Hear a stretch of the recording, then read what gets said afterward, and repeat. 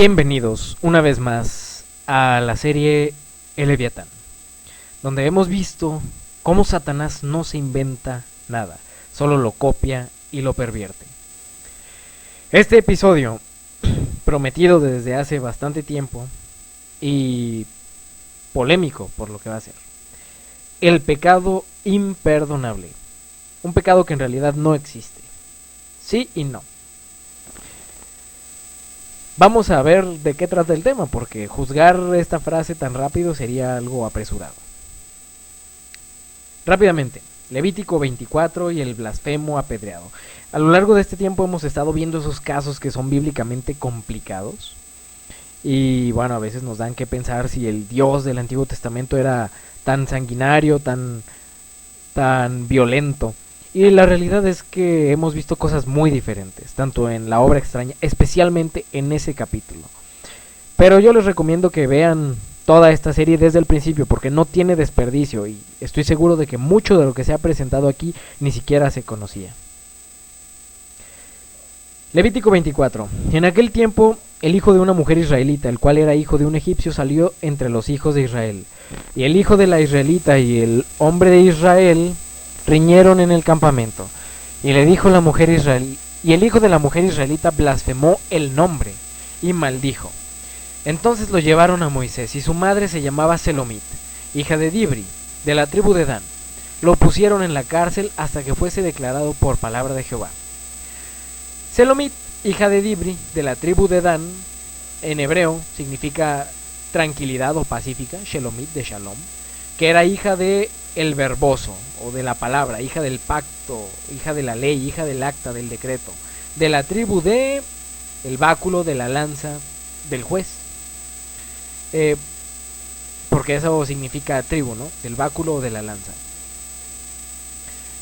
Entonces, básicamente estamos viendo conceptos interesantes, ¿no? La paz, la palabra, el pacto, la ley, el acta, el decreto, la tribu, el báculo, la lanza, el juez, conceptos asociados a Cristo directamente. Ahora, nuestra paz, que en realidad es Jerusalén nuestra madre, un concepto interesante, porque vamos a ver que ella es hija de un pacto, hija de una ley, es hija del verbo que tiene la vara de hierro y la herida de lanza, y es un juez. Ella representa precisamente eso, nuestra paz, a Jerusalén nuestra madre. Y vamos a ver que nuestra paz depende estrictamente de que la ley haga justicia. Esto es un concepto que ya hemos visto anteriormente. Si no hay justicia, no hay paz. Entonces, entendemos que el castigo de nuestra paz fue sobre Cristo. Todo el nombre que se incluye aquí, Selomit, hija de Dibri, hija de la tribu, de la tribu de Dan, nos está apuntando a Cristo y a cómo es que funciona su justicia. Porque nuestra paz, y nos recuerda a Jerusalén nuestra madre, una vez más lo repito, la paz que nosotros tenemos o que se nos promete, procede de un pacto, de una ley, y nuestra paz proviene de un verbo o del verbo que tiene la vara de hierro y la herida de lanza y que es juez, por lo tanto. Todo eso lo extraemos solamente del nombre de Selomit y de su procedencia en hebreo. Y Jehová habló diciendo a Moisés: saca al blasfemo fuera del campamento, y todos los que le oyeron pongan sus manos sobre la cabeza de él, y apedréelo toda la congregación. Y a los hijos de Israel hablarás diciendo: cualquiera que maldijere a su Dios llevará su iniquidad. Y el que blasfemare el nombre de Jehová ha de ser muerto. Toda la congregación lo apedreará, así el extranjero como el natural. Si blasfemare el nombre, que muera. Asimismo, el hombre que hiere a muerte a cualquier persona, que sufra muerte. Aquí pongo signos de interrogación. Es muy interesante, ¿no? Porque primero este hombre blasfemó y es condenado a muerte, y luego Dios dice: asimismo, el que mata también tiene que morir. Entonces, los que apedrearon a este hombre también merecían morir. Es un sí y no. El que hiere a algún animal ha de restituirlo, animal por animal. Y el que causare lesión en su prójimo, según hizo, así le sea hecho. Rotura por rotura, ojo por ojo, diente por diente. Según la lesión que haya hecho a otro, tal se hará él. La ley del talión. El que hiere a algún animal ha de restituirlo, mas el que hiere de muerte a un hombre, que muera. Asimismo, un mismo estatuto tendréis para el extranjero como para el natural. Porque yo soy Jehová vuestro Dios. Y habló Moisés a los hijos de Israel, y ellos sacaron del campamento al blasfemo y lo apedrearon. y los hijos de Israel hicieron según Jehová había mandado. Interesante porque aquí ya nos plantea algunas leyes donde vemos que a Dios le importan los animales, y esto tiene que ver con el próximo episodio. Todo este capítulo o esta sección subrayé puntos que son importantes, que quiero que les pongan atención. ¿Qué resaltamos? Se le imponen las manos como un símbolo de que él va a llevar su propio pecado y de que ellos no están siendo partícipes. Pero lo mismo se hacía con los sacrificios para transferir el pecado. Tú le ponías las manos al cordero inocente y le traspasabas tu pecado simbólicamente. Entonces las manos se ponían sobre la cabeza del cordero, del chivo, para transferir esos pecados, y él moría como un sustituto. Lo que vemos es que tal vez se le estaban transfiriendo pecados del pueblo al blasfemo. Cualquiera que dé muerte debe ser muerto, y eso está estipulado ahí, en el versículo 17. ¿No estaban los israelitas acaso matando a alguien? Ojo por ojo, diente por diente. Haz a los demás lo que quieres que te hagan, aunque Dios lo haya ordenado y sea parte de su justicia. Lo que vamos a ver claramente aquí es que se le mata a este por su pecado, pero al matarlo ellos de cierta manera también están cometiendo de alguna manera una infracción, porque no es lo ideal. Dios es el que tiene el derecho, la autoridad de matar, no el ser humano. Para esto es que se le imponen las manos, para que quede el pecado sobre la persona, porque en realidad es por su propia culpa. Y es así como funcionaba con igual los pueblos cananeos, cuando Dios permitía que se matara. ¿Por qué? Porque se estaba dando a entender que aunque no era lo óptimo, lo mejor, lo más apropiado, correcto, no era por el pecado de ellos, sino por el pecado de estos pueblos perversos. Y a final de cuentas, ese detalle lo iba a pagar Cristo en la cruz. Piedras. El Señor dijo a Moisés: labra 2 tablas de piedra semejante a las primeras que rompiste. Voy a escribir en ellas las mismas palabras que estaban escritas en las primeras.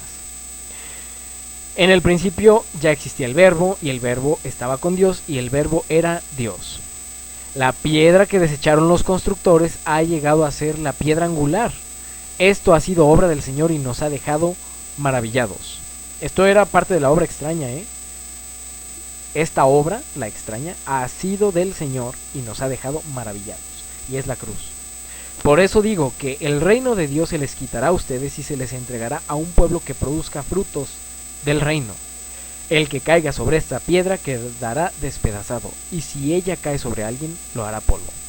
¿Qué estamos viendo que significa la piedra aquí? A la ley, a las palabras, a Cristo.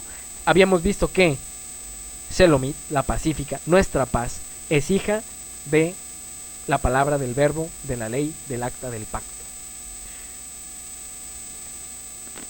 Mateo 12. Sabiendo Jesús los pensamientos de ellos, les dijo: todo reino dividido contra sí mismo es asolado, y toda ciudad o casa dividida contra sí misma no permanecerá.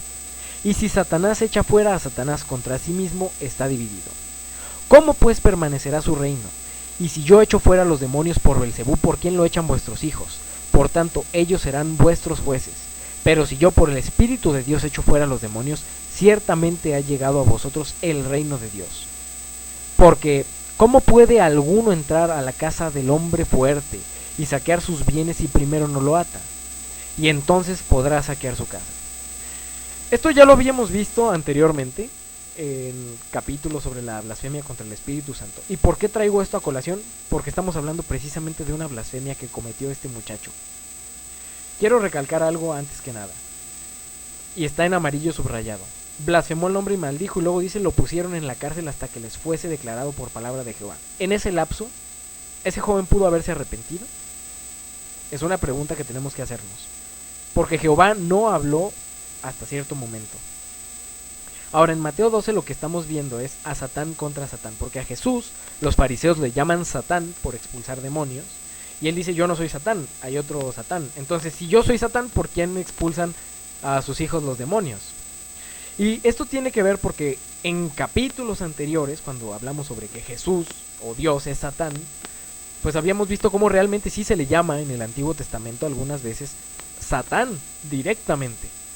Y esto vimos que se debe a una distorsión del carácter. porque Dios resiste al soberbio. Vamos a seguir hablando de esto. Esperemos que no se nos confunda. Tenemos que avanzar rápido con este tema y los conceptos ya se abordaron anteriormente. Por eso es importante que los episodios se vean desde el principio. El que no es conmigo, contra mí es. Punto final. Satán significa adversario. Si tú no estás del lado de Jesús, Cristo es tu Satán, Cristo es tu adversario. Y el que no es conmigo, el que no recoge, desparrama. Por tanto, les digo, fíjense, qué interesante, ¿no? Aquí los judíos lo acusan de echar por el poder de Satán, y aquí directamente Jesús les dice: el que no es conmigo, contra mí es. O sea, si no estás conmigo, yo soy Satán para ti. Esa es la perspectiva que tenemos. Cuando nosotros estamos del lado de Satán y cometemos la blasfemia contra el Espíritu Santo, que es atribuir un milagro de Dios a Satanás, es porque estamos distorsionando totalmente el carácter de Dios, y para nosotros Dios es Satanás. Si no estamos con Cristo, Él está contra nosotros, o estamos contra Él. Y si no recogemos con Él, desparramamos. Por tanto nos dice: todo pecado y blasfemia será perdonado. Y esto es una afirmación absoluta. Todo es todo. Todo pecado y blasfemia será perdonado. Pero este muchacho blasfemó contra el nombre y procedieron a apedrearlo. Todo pecado y blasfemia será perdonado a los hombres, mas la blasfemia contra el Espíritu no le será perdonada. A cualquiera que dijere alguna palabra contra el Hijo del Hombre, contra Cristo, le será perdonado. Pero al que hable contra el Espíritu Santo, no le será perdonado ni en este siglo ni en el venidero. ¡Wow! ¡Qué dura situación! Y este muchacho blasfema contra Dios y lo apedrean. ¿Será eso la blasfemia contra el Espíritu Santo? Ya aclaramos directamente: la blasfemia contra el Espíritu Santo es atribuir un milagro divino a Satanás. Entonces, si tú atribuyes un milagro divino a Satanás, ya cometiste la blasfemia y ya no serás perdonado. Como los fariseos en ese momento ya no podían ser perdonados, ya estaban directamente perdidos. Marcos 3. De cierto les digo, todos los pecados serán perdonados a los hijos de los hombres, y las blasfemias cualesquiera que sean. Pero cualquiera que blasfeme contra el Espíritu Santo no tiene jamás perdón, sino que es reo de juicio eterno, porque ellos habían dicho: tiene un espíritu inmundo. Aquí claramente nos dice que esta blasfemia, este pecado imperdonable, se debe a que ellos decían que Cristo tenía un espíritu inmundo. Atribuir un milagro divino a Satanás. Esa es la blasfemia contra el Espíritu Santo. Ahora vamos a los expertos, a los académicos. Por ejemplo, Campbell dice que esto es un hebraísmo notable, es decir, un término común entre los judíos para enseñar que es más probable que ocurra un evento que otro, y no que ocurrirá o no ocurrirá. ¡Wow! Esto nos cambia el panorama, porque si nosotros somos estrictos con esto, Jesús dijo: todos los pecados le serán perdonados, y las blasfemias cualesquiera que sean, incluso la del Espíritu Santo. Pero luego él dice que esa no. Hay que tomar una cosa como la otra totalmente literal. Si vamos a tomar que la blasfemia no se tiene perdón, entonces hay que tomar literal que todos los pecados y todas las blasfemias se perdonan. Y eso incluye la del Espíritu Santo.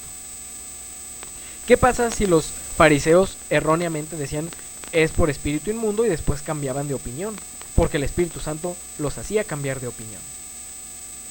Por eso es que Campbell nos dice: es que la realidad es que esto es un hebraísmo, que nos indica que es más probable que ellos, o que se les puedan perdonar todos los demás pecados excepto la del Espíritu Santo.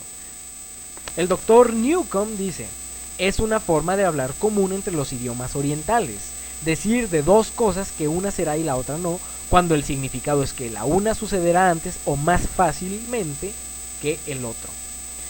Gilpin observa: nadie puede suponer, considerando todo el tenor del cristianismo, que puede haber algún pecado que tras el arrepentimiento no pueda ser perdonado. Esto, por lo tanto, parece solo una manera fuerte de expresar la dificultad de tal arrepentimiento. Y aquí subrayamos la dificultad de tal arrepentimiento. ¿Por qué? Porque es más difícil arrepentirse de blasfemar contra el Espíritu Santo y de reconocer. Es más difícil reconocer que nos estamos oponiendo a Dios y que le estamos atribuyendo su trabajo a Satanás, porque no tenemos comprendido el carácter de Dios. Por lo tanto, no podemos arrepentirnos si no lo entendemos. Expresa la dificultad de tal arrepentimiento y la imposibilidad de perdón sin él. Tal expresión se da en Mateo 19:24. Es más fácil que un camello pase por el ojo de una aguja que un rico entre en el cielo. Es decir, que es muy difícil. Es otro hebraísmo que prácticamente nos dice lo mismo. No es que los ricos no entren al cielo, sino que tienen más dificultad. Que los fariseos no estaban fuera del alcance del perdón es lo que realmente nos está diciendo aquí. Al atribuir el milagro, cometieron el pecado imperdonable. Y no significa que ya estuvieran perdidos, sino que en su arrepentimiento, para ser claro en el versículo, les iba a costar más. No estaban fuera del alcance del perdón. En su arrepentimiento parece ser claro en el versículo 41, donde se les ofrece el arrepentimiento de Nínive como ejemplo. Entonces, cuando nosotros tomamos todo esto con su contexto y entendiendo los hebraísmos, nos damos cuenta que el pecado contra el Espíritu Santo sí se perdona si te arrepientes. Pero ¿qué tan fácil es que te arrepientas de cometer el pecado contra el Espíritu Santo? De atribuirle la obra de Dios a Satanás. Porque el trasfondo de eso es incomprender el carácter de Dios. Mateo 3:29 dice, no tiene, en hebreo, no mantiene en sí mismo. Y es que resulta que el perdón no viene de nosotros mismos, sino de Dios. Entonces, cuando uno no tiene perdón, es que no lo tiene en sí mismo. Y cuando nosotros vemos Mateo 3:29, aquí dice, no tiene jamás perdón. Esa palabra jamás,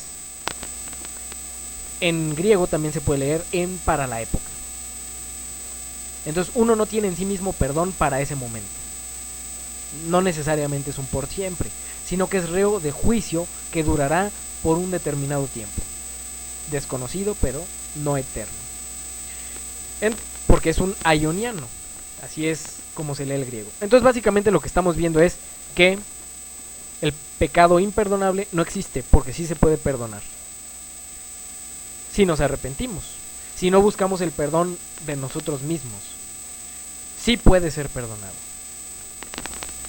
De cierto se oye que hay entre vosotros fornicación, y tal fornicación cual ni aun se nombra entre los gentiles, tanto que alguno tiene la mujer de su padre, y vosotros estáis envanecidos. ¿No debierais más bien haberos lamentado para que fuese quitado de en medio de vosotros el que cometió tal acción? Ciertamente yo, como ausente en cuerpo, pero presente en espíritu, ya como presente he juzgado. Juzgar. Clave aquí. Al que tal cosa ha hecho, porque lo hace por el Espíritu Santo. En el nombre de nuestro Señor Jesucristo, reunidos vosotros y mi espíritu con el poder de nuestro Señor Jesucristo, el tal sea entregado a Satanás para destrucción de la carne, a fin de que el espíritu sea salvo en el día de Jesús. Aquí vemos cómo Pablo directamente dice a ese que está en pecado voluntario, que dice que ese pecado ya no tiene más perdón, entréguenlo a Satanás para destrucción de la carne, a fin de que el espíritu sea salvo en el día del Señor, para que Satanás haga con él como quiera y finalmente él pueda arrepentirse.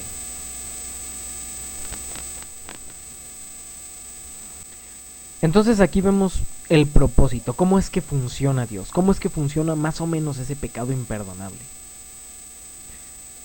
El caso es que Dios va a permitir, Dios se va a poner como tu adversario de cierta manera, te va a permitir que te lleguen estas pruebas, estas dificultades, estos castigos entre comillas, para que tú los veas como aprendizaje y crezcas. Destrucción de la carne para que tu espíritu sea salvo. Otra vez esto se da manteniendo la fe y buena conciencia, desechando la cual naufragaron en cuanto a la fe algunos, de los cuales Himeneo y Alejandro, a quienes entregué a Satanás para que aprendan a no blasfemar. Y aquí está la clave. Se entrega a alguien a Satanás para que aprenda a no blasfemar. Como a este tipo se le entregó a la cárcel mientras Dios dictaba la sentencia. ¿Será que Dios esperaba que mientras él estaba en la cárcel aprendiera a no blasfemar? ¿Se arrepintiera?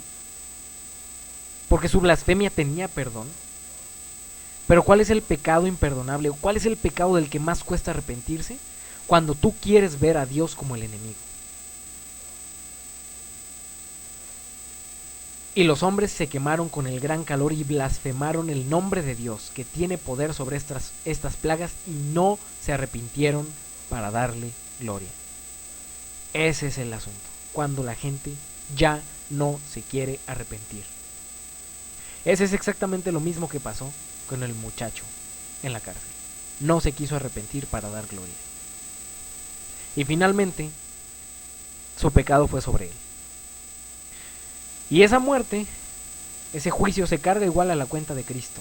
Igual que los que lo ejecutaron, porque él dijo, cualquiera que mate también es reo de muerte. Esa ejecución también se carga a la cuenta de Cristo y él la paga a final de cuentas. En otras palabras, por el príncipe de los demonios echa fuera a los demonios. Cristo los dijo claramente que al atribuir la obra del Espíritu Santo, a Satanás, se estaban separando de la fuente de bendición. Ese es el pecado imperdonable. Pero el separarse no significa que ya quedas privado para siempre, porque podían volver a ello. Esto dicho por Ellen White. Los que habían hablado contra Jesús mismo sin discernir su carácter divino podrían ser perdonados porque podían ser inducidos por el Espíritu Santo a ver su error y arrepentirse. Que el pecado imperdonable no se puede perdonar, aquí Ellen White lo está diciendo. Cualquiera sea el pecado, si el alma se arrepiente y cree, la culpa queda lavada en la sangre de Cristo. Pero el que rechaza la obra del Espíritu Santo se coloca donde el arrepentimiento y la fe no pueden alcanzarle. Porque si tú quieres persistir en tu pecado, allí sí, el pecado imperdonable de verdad se vuelve imperdonable. Es por el Espíritu Santo como obra Dios en el corazón. Cuando los hombres rechazan voluntariamente al Espíritu y declaran que es de Satanás, cortan el conducto por el cual Dios puede comunicarse con ellos. Ahora, se puede volver a restablecer, pero es muy difícil, y es lo que el hebraísmo nos dice. Es más difícil perdonar ese pecado que cualquiera otro, porque estás cortando el conducto por el cual Dios puede comunicarse contigo. Cuando se rechaza finalmente al Espíritu, no hay más nada que Dios pueda hacer para el alma. Los fariseos, a quienes Jesús dirigió esta amonestación, no creían la acusación que presentaban contra él. No había uno solo de ellos, de aquellos dignatarios, que no se sintiese atraído hacia el Salvador. Habían oído en su propio corazón la voz del Espíritu que le declaraba el ungido de Israel, y los instaba a confesarse sus discípulos.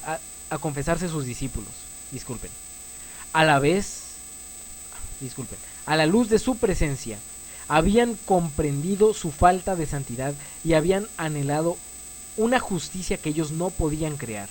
Pero después de rechazarle, habría sido demasiado humillante recibirle como Mesías. Y ese es el problema del pecado contra el Espíritu Santo, que para ser perdonado, sí o sí, hay que pasar por la humillación de reconocer lo que se hizo mal. Por eso es más difícil perdonar esa blasfemia que otros pecados. Habiendo puesto los pies en la senda de la incredulidad, eran demasiado orgullosos para confesar su error y para no tener que confesar la verdad. Procuraban con violencia desesperada rebatir la enseñanza del Salvador. La evidencia de su poder y misericordia los exasperaba. Vean, el poder y la misericordia de Cristo exaspera a los que quieren ver forzosamente a Dios como Satanás, porque no quieren entender la misericordia y el juicio. No podían impedir que el Salvador realizase milagros, no podían acallar su enseñanza, pero hacían cuanto estaba a su alcance para representarle mal y falsificar sus palabras. Sin embargo, el convincente Espíritu de Dios los seguía y tenía que crear muchas barreras para resistir su poder. Y ellos tenían que crear muchas barreras para resistir su poder. El agente más poderoso que puede ponerse en juego en el corazón humano estaba contendiendo con ellos, pero no querían ceder. Estaban pecando contra el Espíritu Santo y aún así, si reconocían, podían ser perdonados. Igual que tú, tienes miedo de haber pecado contra el Espíritu Santo, de haber cometido ese pecado imperdonable. Si tienes ese miedo es porque aún no lo has cometido y puede ser perdonado. Reconoce tu pecado, El día en el que ya no sientas la necesidad de arrepentimiento, ese día preocúpate. Dice, no es Dios quien ciega los ojos de los hombres y endurece su corazón. Él les manda luz para corregir sus errores y conducirlos por sendas seguras. Es por el rechazamiento de esta luz como los ojos se ciegan y el corazón se endurece. Con frecuencia esto se realiza gradual y casi imperceptiblemente. Viene la luz al alma por la palabra de Dios, pero sus siervos por sus siervos o por la intervención directa del Espíritu. Pero cuando un rayo de luz es despreciado, se produce un embotamiento parcial de las percepciones espirituales y se discierne menos claramente la segunda revelación de la luz. Así aumentan las tinieblas hasta que anochece en el alma. Así había sucedido con estos dirigentes judíos. Estaban convencidos de que un poder divino acompañaba a Cristo, pero a fin de resistir la verdad, atribuyeron la obra del Espíritu Santo a Satanás. Al hacer esto prefirieron deliberadamente el engaño, se entregaron a Satanás y desde entonces fueron dominados por su poder. Y si se hubieran arrepentido podrían haber sido librados, como Himeneo y Alejandro, entregados a Satanás para destrucción del cuerpo y salvación del alma, igual que este adúltero en pecado consciente. Porque ese es el propósito de Dios, salvarte. Y no hay pecado que Él no pueda perdonar, ni la blasfemia contra el Espíritu Santo. Pero si tú constantemente estás acallando tu conciencia, vas a terminar viendo a Dios como Satanás. Cuando llegas a ese punto, deliberado, ya no puedes hacer nada. Ni Dios puede hacer nada. Estrechamente relacionada con la amonestación de Cristo acerca del pecado contra el Espíritu Santo se halla la amonestación contra las palabras ociosas y perversas. Las palabras son un indicio de lo que hay en el corazón, porque de la abundancia del corazón habla la boca. Entonces, si tú blasfemas contra Dios es porque no lo tienes en la calidad de Dios. Lo ves como Satanás. Pero las palabras son más que un indicio del carácter. Tienen un poder para reaccionar sobre el carácter. Los hombres sienten la influencia de sus propias palabras. Con frecuencia, bajo un impulso momentáneo provocado por Satanás, expresan celos o malas sospechas. Dicen algo que no creen en realidad, pero la expresión reacciona sobre los pensamientos. Son engañados por sus palabras y llegan a creer como verdad lo que dijeron a instigación de Satanás. Esto es un principio. Hay un dicho que es: haz como si lo fueras hasta que lo seas. O sea, falsifícalo. O una verdad repetida, una mentira repetida 1000 veces se convierte en una verdad. Si tú dices esto, aunque no lo creas, te lo puedes llegar a creer. Y ese es el problema de blasfemar y de seguir oponiéndote al Espíritu Santo, porque aunque en el fondo no lo creas, te lo vas a llegar a creer. Es peligroso pronunciar una palabra de duda, peligroso poner en tela de juicio y criticar la verdad divina. La costumbre de hacer críticas descuidadas e irreverentes reacciona o influye sobre el carácter y fomenta la irreverencia e incredulidad. Más de un hombre que seguía esta costumbre ha proseguido inconsciente del peligro, hasta que estuvo dispuesto a criticar y rechazar la obra del Espíritu Santo. Y aún ahí puede arrepentirse. Pero Jesús dijo: toda palabra ociosa que hablaren los hombres, de ella darán cuenta en el día del juicio. Porque por tus palabras serás justificado y por tus palabras serás condenado. Entonces, esto lo vamos a ver más adelante. Pero habla de tal manera que seas justificado. Luego añadió una amonestación a aquellos que habían sido impresionados por las palabras, que le habían oído gustosamente, pero que no se habían entregado para que el Espíritu Santo morase en ellos. No solo por la resistencia, sino también por la negligencia es destruir el alma. Cuando el espíritu inmundo ha salido del hombre, dijo Jesús, anda por lugares secos buscando reposo y no lo halla. Entonces dice: me volveré a mi casa de donde salí. Y cuando viene, la halla desocupada, barrida y adornada. Entonces va consigo y toma otros 7 espíritus peores que él, y entrados moran allí. Piénsalo un momento, porque ya hemos hablado de esto. Son las 7 cabezas del dragón.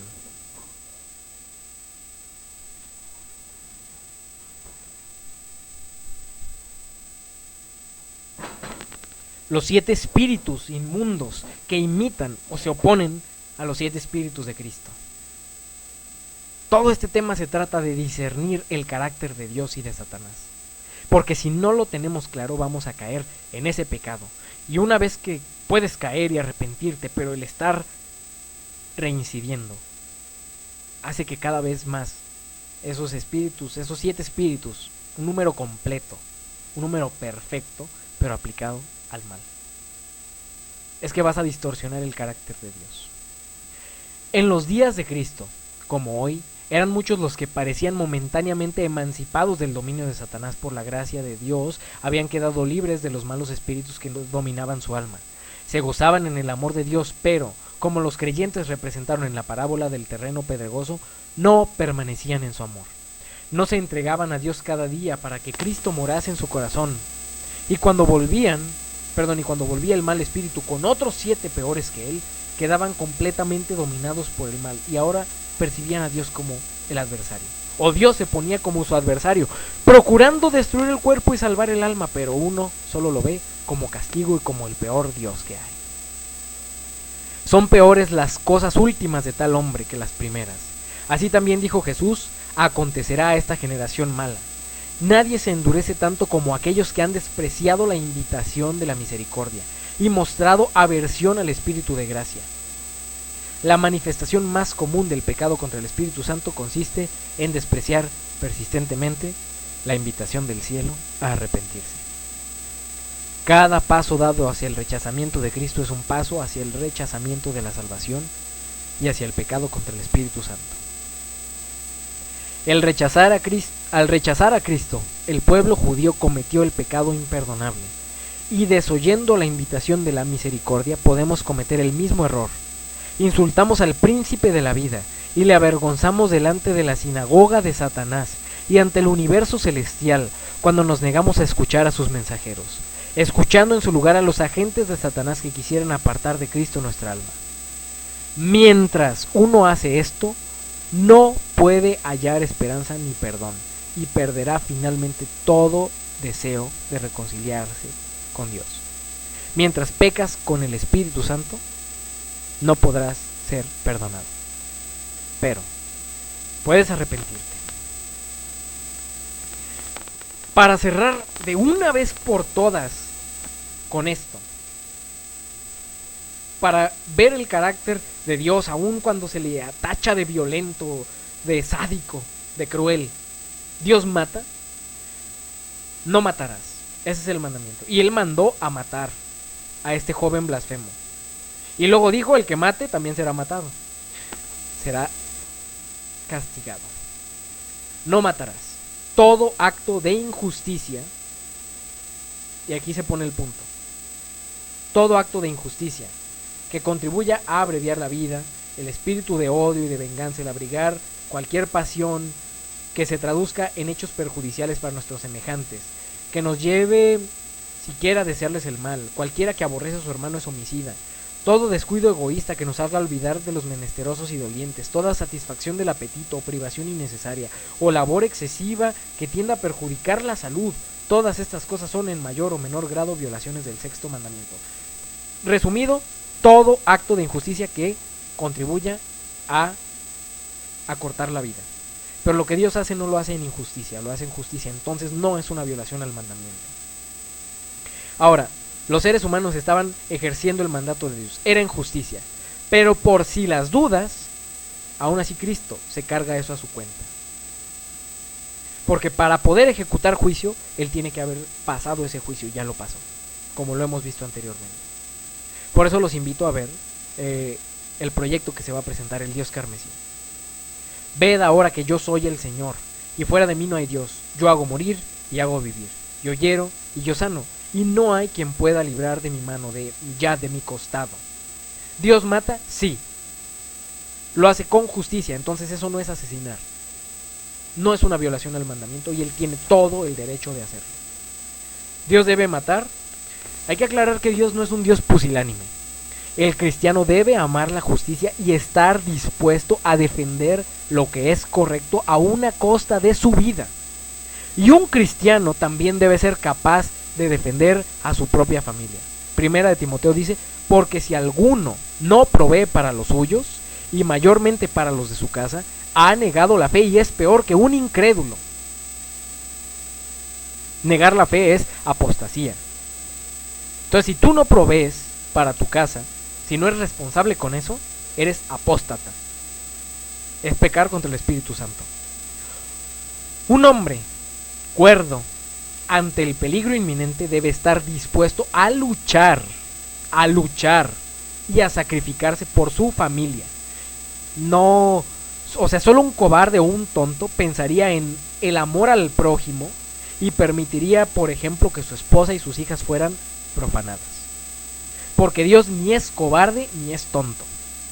Tú, según la Biblia, debes proveer para tu casa, debes estar dispuesto a defenderlos. El amor al prójimo no es una excusa para no defenderlos. Porque hay rangos, hay niveles y primero está tu familia.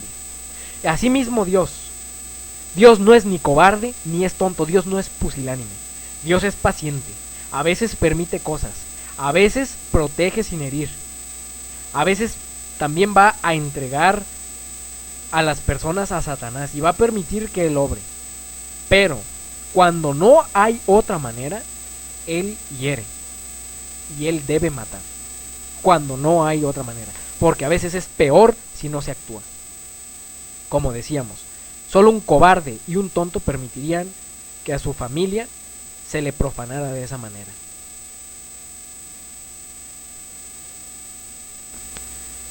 Aquí vamos a leer un libro apócrifo, no hay que menospreciarlos, tienen cierto conocimiento, aunque no sean inspirados, y Ellen White misma los leía y nos instaba a leerlos.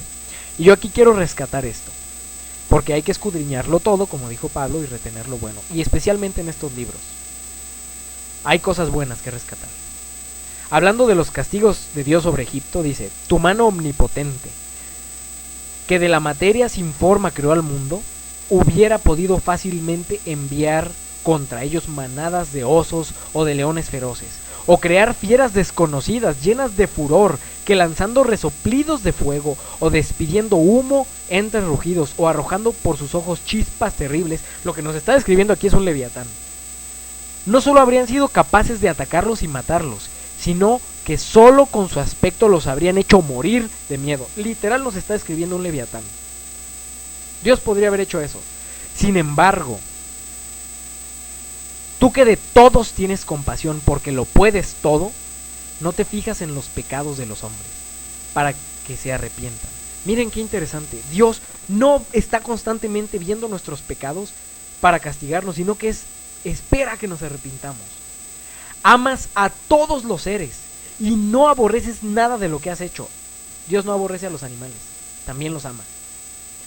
Si hubieras odiado alguna cosa, no la habrías creado. Por ahí de pronto alguna vez se presentó en las venas de la historia que una Santa Catalina de Emmerich decía que Dios no creó a los mosquitos, que ese fue Satanás. Dios ama todo lo que creó. ¿Cómo podrían existir los seres si tú no hubieras querido? ¿Cómo podrían conservarse si tú no lo ordenaras? Tú tienes compasión de todos, porque todos, Señor, te pertenecen, y tú amas todo lo que tiene vida. Por eso, a los que pecan los corriges y reprendes poco a poco, y haces que reconozcan sus faltas, para que apartándose del mal crean en ti, Señor. Vean cuánta sabiduría tiene el libro de sabiduría. Dios corrige y reprende poco a poco. Castigos graduales. No es alguien que manda a matar de un tirón. Ahora, Sabiduría 12 nos dice por qué Dios ordenó masacres. A los antiguos habitantes de tu santa tierra los aborreciste por sus prácticas odiosas, por practicar la magia y otros actos perversos, por matar sin compasión a los niños y por comer en sus banquetes vísceras y carne y hasta sangre de seres humanos. A ellos que practicaban tales ritos. Otras versiones nos dice que eran iniciados. La versión de la Biblia de Jerusalén nos dice que eran iniciados en estos ritos. Iniciados ya nos habla de sociedades secretas, ya lo hemos hablado hasta la saciedad. ¿Qué ritos practicaban estos iniciados? Canibalismo, magia. Padres asesinos de criaturas indefensas, decidiste eliminarlos por medio de nuestros antepasados. Como el comentario está aquí. La Biblia de Jerusalén llama iniciados a los participantes de estos ritos, iniciados en cultos mistéricos. Textualmente así dice: estos rituales cananeos similares a las bacanales, porque así también dice que estos ritos eran bacanales, Eran similares a las bacanales realizadas al rito dionisíaco. Durante estas fiestas se bebía vino en exceso con estupefacientes para entrar al reino de los dioses en un estado de conciencia alterado, mientras se tocaba música fuerte para callar la conciencia y los sentidos. Se practicaba el ditirambo, una alabanza exagerada a Dionisio, que en realidad es Nimrod. Se entraba en un estado de trance y de euforia. Se realizaban orgías violentas y asquerosas, mezclándose los sexos, edades y clases sociales, llegando a un frenesí donde se despedazaba y devoraba vivo un animal o una persona entre los iniciados para ingerir la carne y la sangre, donde se manifestaba la presencia de Dionisio. Básicamente la misa católica con un frenesí satánico. Una orgía entre sexos y edades mezcladas. Es una porquería. Eso es los misterios de Babilonia. Y culminaba con el despedazamiento de este animal o de esta persona, donde se creía que el dios Dionisio se había encarnado y al comerlo entraba en ti.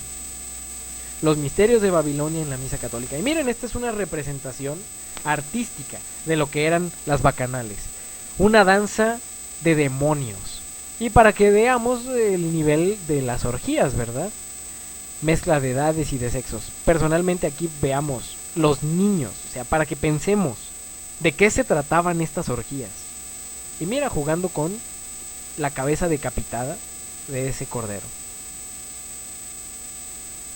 Y los niños no solo veían, como vemos claramente aquí.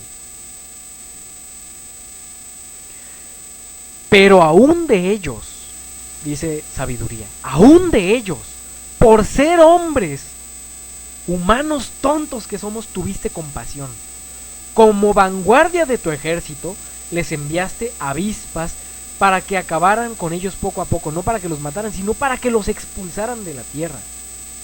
Hubieras podido en batalla campal poner a los impíos en manos de los justos, o aniquilarlos en un solo instante por medio de fieras salvajes, o con una severa orden de mando. Sin embargo, para darles la oportunidad a esos corruptos, satánicos, asquerosos y viles, para darles la oportunidad de arrepentirse, los castigaste poco a poco, sabiendo que eran malos por naturaleza y perversos desde su nacimiento, y que nunca cambiarían su modo de pensar. ¿Por qué? Porque ya habían cometido el pecado contra el Espíritu Santo. Porque eran una nación maldita desde el comienzo. ¿Por qué desde el comienzo? Porque venían desde Cam, Dionisio, Nimrod, todo eso se remonta a ellos. Desde el inicio estaban malditos. Dios les tuvo paciencia. Pero llega el punto en el que, como vemos esto, porque entendamos lo que hemos dicho, que eran las bacanales. Cuando vemos la asquerosidad de esto, es que Dios no es pusilánime. Y Dios tiene que ver por los suyos también. Y tiene que actuar. La ira de Dios es un concepto complejo en la Biblia. La ira de Dios puede ser que Él voltee su rostro y retire su protección para dejarte sufrir las consecuencias de tus decisiones. La ira de Dios puede permitir que se retire su protección entregándote a Satanás. Puede Él mismo enviar directamente un castigo. Y es la opción de hecho menos común, cuando Él directamente mete la mano. Como mandar a su pueblo a destruir, o como cuando manda a sus ángeles destructores. Pero es lo menos común en la Biblia. Son casi contadas esas ocasiones. Y el propósito principal de la ira de Dios es corregir, es hacer que la persona avance, que caiga y se levante, que crezca espiritualmente. No es un castigo, es una oportunidad de corregir deficiencias.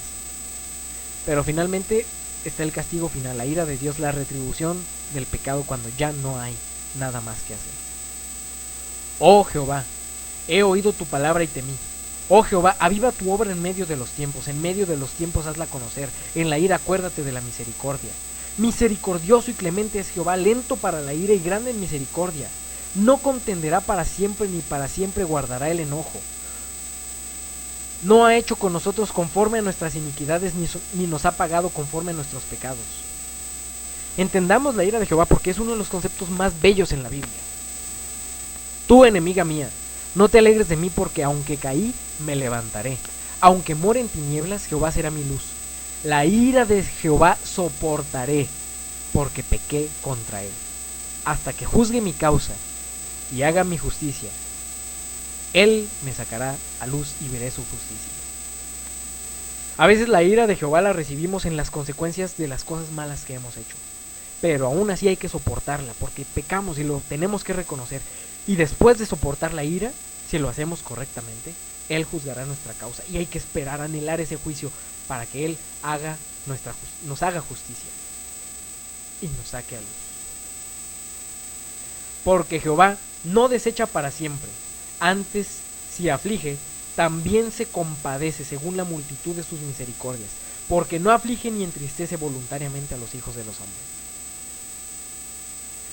A veces las cosas que nos salen mal, las consecuencias de nuestras malas decisiones, lo que vemos como castigos es la ira de Jehová directamente. Retira su protección, nos permite sufrir o nos entrega a Satanás. Y el propósito es que reconozcamos que pecamos contra Él y soportemos esa ira para que después Él nos restituya. Finalmente, vamos a ver la extraña obra y la predestinación. Porque vamos a ver que la cruz es la extraña obra. Es inconcebible cómo el Dios eterno se encarnó y se humilló para salvar y para juzgar. Esa es la extraña obra, la cruz. El misterio de la piedad es la obra extraña. Y la muerte de Cristo y su costado le dan el derecho de ejecutar justicia y juicio. Es extraño cómo un Dios de luz y de vida tiene el derecho de hacer morir, y eso también es el misterio de la piedad. Esa es la obra extraña. Dios lo sabe todo. Dios tiene el control del futuro. Los seres humanos tenemos libre albedrío. Vas a decidir al final de tu vida lo que para Dios ya decidiste desde la eternidad. Y espero que se pueda entender esto, porque la predestinación es parte de la extraña obra. No lo comprendemos con nuestras mentes finitas. ¿Cómo vamos a comprender que vamos a decidir algo que ya decidimos desde la eternidad para Dios? Porque para Dios no hay tiempo. Es una paradoja, y aún así funciona. Tan paradoja como la luz, que es símbolo de la serpiente, es una onda y a la vez es una partícula, esto en física. Así, la serpiente, el leviatán, Cristo, es salvación, juez, verdugo y también es Satán. Cristo es Satán cuando se peca contra el Espíritu Santo, porque se vuelve tu adversario. Jehová puede ser Satán y Azazel, como ya lo vimos en videos anteriores. Dios vive fuera del tiempo, para Él todo es simultáneo, nosotros no podemos comprenderlo. El día de la venganza es simultáneamente la muerte de Cristo y el juicio final. Dios hizo provisión para la salvación de todos, y tú estás predestinado a que si aceptas a Cristo serás salvo. Esa es la predestinación. Si tú aceptas a Cristo serás salvo. Dios predestinó a salvación a todos, y aún así no todos serán salvos. Y es paradójico, y así es como funciona. Como en la física, la luz es una onda y partícula, y se supone que no pueden ser las dos cosas, pero funciona y así es. Lo que vamos a descubrir es que nuestra mente finita no entiende todo, pero podemos alcanzar a tener destellos de esa luz. Podemos confiar finalmente en la gracia y en la misericordia y el amor de Dios, que no somos salvos porque tan buenos seamos. Y la fe, esto es clave. Confiar en Dios es estar totalmente seguro de que uno va a recibir lo que espera. Estar convencido de que algo existe aunque no se pueda ver. Eso es la fe según Hebreos 11:1. Tú puedes escribir tu futuro. Cree en Jesús. Visualiza con los ojos de la fe su gracia, su perdón y su salvación. Cree que Él cumplirá sus promesas en ti. Y sus promesas, Él te prometió hacerte guardar su ley, justificarte y salvarte. Manifiesta. Es una moda espiritista. El manifestar tu futuro, manifiesto riqueza, manifiesto esto y manifiesto el otro. Pero es que en realidad es bíblico, porque está basada en la fe. Tú manifiesta, visualiza por la fe lo que en Jesús puedes lograr. La victoria sobre el pecado y finalmente el cielo. Es lo que decía la blasfemia contra el Espíritu Santo. Por nuestras palabras seremos juzgados. Y si tú hablas mal, aunque no lo creas, te lo vas a terminar creyendo en el futuro, porque estás manifestando, viendo mediante la fe, por decir así, una fe corrupta, lo malo. Pero si tú lo utilizas bien, hablas palabras sensatas, por tus palabras serás juzgado. Y vas a manifestar, vas a crear, vas a ejecutar esa predestinación para ti. Lo que Dios ya predestinó lo vas a tomar. Muy metafísico, pero a la vez es muy bíblico. Si ves tu condición pecaminosa, no pierdas la esperanza. Usa los ojos de la fe y cree que Jesús ya te perdonó y que al seguir avanzando Él te irá transformando. Porque estás predestinado al cielo si tienes fe y manifiestas que Jesús te ha salvado. La salvación es sencilla. No es fácil. Es sencilla de entender. Pero creo que no todos tenemos a veces la comprensión de cómo funciona la fe. Vamos a parar aquí. Este concepto es impresionante. Aquí termina este capítulo, pero el próximo es la salvación de los animales. Con esta imagen, todos los perros van al cielo, como es la película. Un tema que se había prometido y se va a cumplir. Con Biblia en mano se va a demostrar el asunto. Nos vemos en el próximo episodio.